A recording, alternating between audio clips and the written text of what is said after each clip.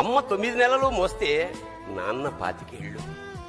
రెండూ సమానమే అయినా నాన్న ఎందుకో వెనకబడ్డాడు. ఇంట్లో జీతం తీసుకోకుండా అమ్మ, తన జీతం అంతా ఇంటికే ఖర్చు పెడుతూ నాన్న, ఇద్దరి శ్రమ సమానమే అయినా అమ్మ కంటే నాన్న ఎందుకో వెనకబడ్డాడు. ఏది కావాలంటే అది వడ్డీ పెడుతూ అమ్మ, ఏది కావాలంటే అది కొని పెడుతూ నాన్న, ఇద్దరి ప్రేమ సమానమే అయినా నాన్న ఎందుకో బాగా వెనకబడ్డాడు. ఫోన్లోనూ అమ్మ పేరే, దెబ్బ తగిలినప్పుడు అమ్మా అని పిలవడే, అవసరం వచ్చినప్పుడు తప్ప మిగతా అప్పుడు గుర్తురానందుకు నాన్న ఎప్పుడైనా బాధపడ్డా? అమ్మకి అన్నో కొన్నో బంగారు నగలు, నాన్నకి బంగారు అంచున్న పట్టు పంచొకటి. నాన్న ఇలా వెనకబడిపోవడానికి కారణం ఆయన మా అందరికీ వెన్నెముక కావడమే.